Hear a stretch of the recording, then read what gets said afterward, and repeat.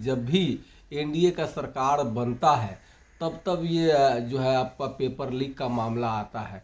तो इससे स्पष्ट होता है कि भाजपा वाले के ही कुछ लोग इसमें मिले हुए हैं। हम लोग तो विपक्ष के नाते सरकार से मांग कर रहे हैं और हम लोग ये चाह रहे हैं कि जितना जल्दी परीक्षा रद्द हो और पुनः परीक्षा लिया जाए। नमस्कार, मैं हूं फलक सिंह और आप देख रहे हैं आगाज़ एक्सप्रेस। और बात करें आरजेडी खेमे में, तो आरजेडी खेमे में भी बहुत उथल पुथल की खबरें आ रही हैं, जहां की कल 1 जनवरी को लालू यादव जी का बयान आता है कि नीतीश कुमार के लिए उनका दरवाज़ा हमेशा खुला है। तो क्या कुछ नज़रिया है आरजेडी का और क्या कुछ नई रणनीति के साथ आरजेडी उतर रही है 2025 में? आइए सीधा बात करते हैं हम लोग आरजेडी के विधायक सुरेंद्र राम जी से। नेता प्रतिपक्ष तेजस्वी यादव के बयान के बाद कि जेडीयू के लिए दरवाज़ा बंद है आरजेडी का, उसके बाद कल आरजेडी के सुप्रीमो लालू यादव जी का बयान आता है कि जेडीयू के लिए दरवाज़ा आरजेडी का, नीतीश कुमार जी के लिए आरजेडी का दरवाज़ा खुला है। तो क्या विचारधारा की अब लड़ाई हो रही है आरजेडी में? ये अभी तो बयान हम सुने नहीं है और हम देखे नहीं है ऐसा क्या बयान है। और जो भी होगा देखिए, बिहार के हित में ही और देश के हित में ही आदरणीय हमारे गरीबों के मसीहा लालू जी और नौजवानों के नायक, बेरोजगारों के हमदर्द आदरणीय तेजस्वी बाबू, जो भी होगा यहाँ आप देख ही रहे होंगे कि बिहार में जैसे तैसे सरकार चल रहा है। तो जो कुछ भी होगा बिहार के हित में और देश के हित में महागठबंधन के तरफ से निर्णय होगा और जो भी निर्णय होगा वो जनहित में और देश हित में होगा। तो सर, अगर नीतीश जी अगर पलटी मारते हैं, जेडीयू अगर आना चाहती है आरजेडी में, तो क्या आरजेडी स्वीकार कर रही है? ये तो अब हमारे सुप्रीमो शीर्ष नेता आदरणीय लालू जी और तेजस्वी बाबू इस चीज़ को निर्णय लेंगे कि आगे क्या करना है।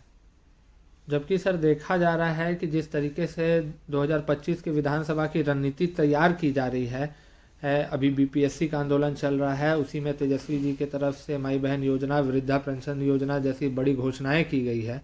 तो इसको लेकर के सर क्या कुछ कहना है सर? देखिए, अभी नौजवानों का मांग है, किसानों का मांग है और ख़ास करके जो माई बहन मान योजना के तहत जो हमारे नेता आदरणीय तेजस्वी बाबू के तरफ से जो घोषणा किया गया है, तो महिलाएं भी बड़ा आशा भरी निगाहों से देख रही है कि कब हमारे आदरणीय तेजस्वी बाबू की सरकार बने और इस योजनाओं को महिलाओं को लाभ मिलेगा। और महिलाओं को बहुत सारी ज़रूरतों का चीज़ होता है जो मन मसो करके रह जाती है ज़रूरतों का, तो ये पैसा मिलेंगी तो वो अपने बच्चों के और अपने ज़रूरत की चीज़ों को उससे पैसा से ये क्रय कर सकती है।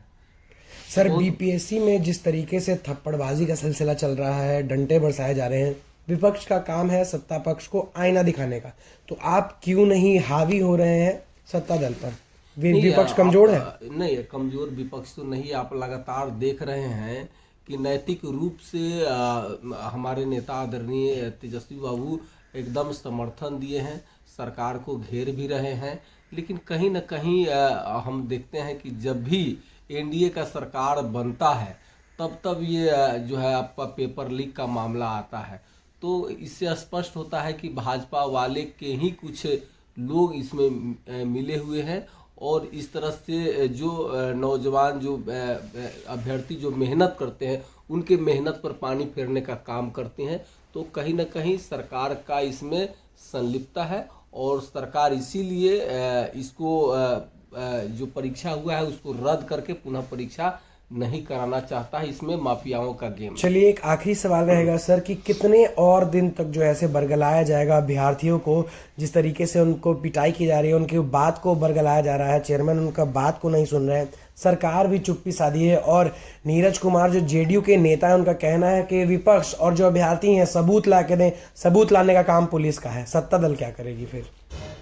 ये तो जैसे सरकार ये टाल रही है जी, ये जो अपने जिम्मेवारी से मुकर रही है। ये सरकार का काम होता है जो सही ढंग से परीक्षा ले, उसमें जो है पेपर लीक नहीं हो और इसलिए कि चूंकि दिन रात एक करके बच्चे पढ़ते हैं, मेहनत करते हैं और इस तरह से पेपर लीक होते हैं तो उनका जो है मेहनत पानी में चला जाता है। विपक्ष आईना क्यों नहीं दिखा तो रही है? विपक्ष तो लगातार आप देख रहे होंगे कि विपक्ष लगातार आईना दिखाने का काम कर रही है। लगातार आप बयान से भी देख रहे होंगे कि नेता प्रतिपक्ष नौजवानों के नायक, बेरोजगारों के हमदर्द आदरणीय तेजस्वी बाबू बोल ही रहे हैं, लेकिन आवाज क्या सत्ता पक्ष तक नहीं पहुंच रही है? जी, ये क्या अंधी हो गई है सरकार? क्या ये दाएं बाएं वाले लोग कर रहे हैं? क्या लग रहा है सरकार अंधी हो गई है? तो इसको क्या कहा जाएगा? जी, इतना लगातार इस तरह से जो धरना प्रदर्शन हो रहे हैं और उस पर भी सरकार के तरफ से कोई बयान नहीं आ रहा है, तो हम लोग तो विपक्ष के नाते सरकार से मांग कर रहे हैं और हम लोग ये चाह रहे हैं कि जितना जल्दी परीक्षा रद्द हो और पुनः परीक्षा लिया जाए। जैसा कि आपने देखा और सुना इस वीडियो में कि साफ तौर पर उनका कहना है कि लालू प्रसाद यादव जी जो है वो बिहार के हित के लिए और जनता को नज़र में रखते हुए जो भी निर्णय लेंगे वो जनता के लिए निर्णय लेंगे। और साथ ही साथ में उन्होंने स्पष्ट कर दिया है कि लालू यादव का जो भी निर्णय रहेगा वो आरजेडी के तमाम विधायकों को, कार्यकर्ताओं को स्वीकार है।